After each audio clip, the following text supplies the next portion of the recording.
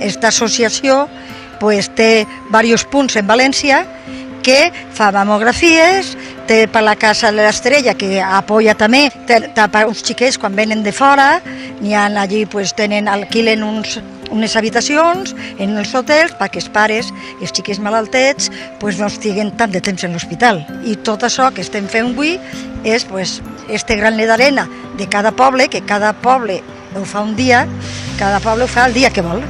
És per tot això. A l'arc de l'any fem diverses activitats. Quan ve falles solen fer bunyols, també per la mateixa causa tot. Ara per Canadà, el mes de novembre o diciembre primers, així en el parroquial, fem un rastrillo, que estem 5 o 6 dies.